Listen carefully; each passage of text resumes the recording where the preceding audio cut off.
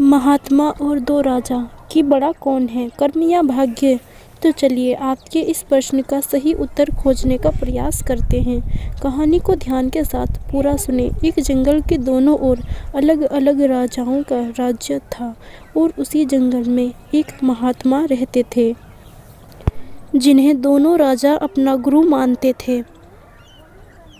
उसी जंगल के बीच एक नदी बहती थी। अक्सर उस नदी को लेकर दोनों राज्यों में झगड़ा फसाद होता रहता था। एक बार तो बात बिगड़ते बिगड़ते युद्ध तक आ पहुंचती थी।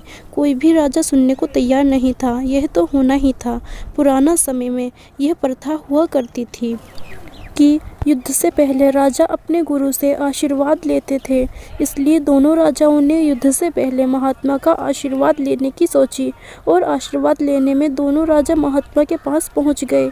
महात्मा जो कि जंगल में एक छोटी सी कुटिया में रहते थे। पहले एक राजा आया। उसने महात्मा से युद्ध में विजय होने का आशीर्वाद लिया। महात्मा ने कुछ देर उस राजा को निहारा और कहा कि राजन, तुम्हारे भाग्य में जीत नहीं दिखती, आगे ईश्वर की मर्जी। यह सुनकर पहला राजा थोड़ा विचलित हो गया।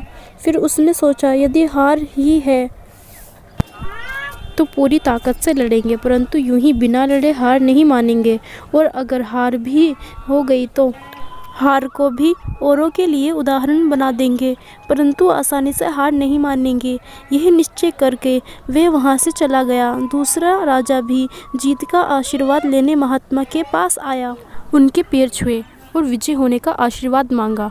महात्मा ने कुछ देर उसे भी निहारा और कहा, बेटा, भाग्य तो तुम्हारे साथ है, अर्थ युद्ध में तुम्हारे विजय होगी। यह सुनकर राजा खुशी से फूला न समाया और वापस जाकर निश्चित हो गया, क्योंकि उसे लगा कि जब मेरा भाग्य मेरे साथ है तो मुझे कौन हरा सकता है।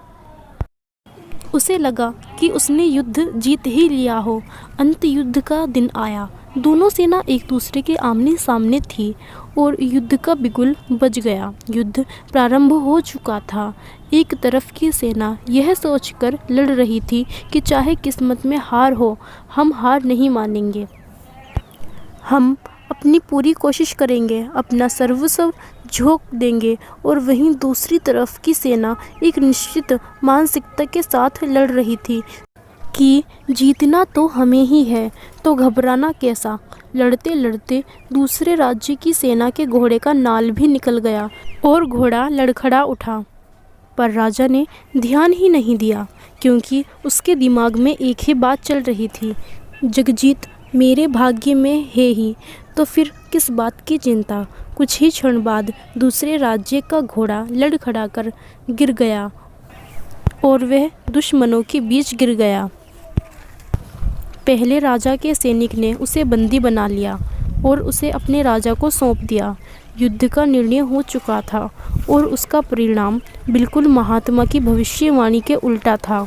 अब दोनों राजाओं को यह जानने की बड़ी उत्सुकता थी कि आखिर भाग्य में लिखा बदल कैसे गया।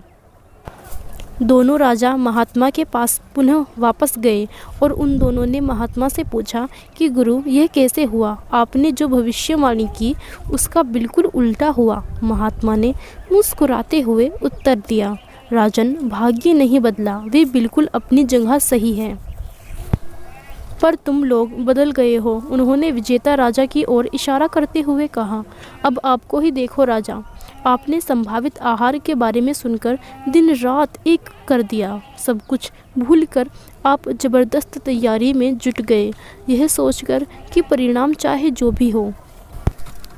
आपने पूरी मेहनत की और वहीं इन राजा ने अपने घोड़े तक को भी नहीं देखा, तो भला भाग्य कैसे बदली तो तुम लोग।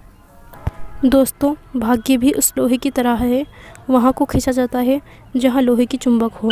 यह सच है कि भाग्य भी उन लोगों का साथ देता है जो कर्म करते हैं। किसी जड़ लगे पत्थर को चिकना बनाने के लिए हमें उसे रोज़ घिसना पड़ेगा।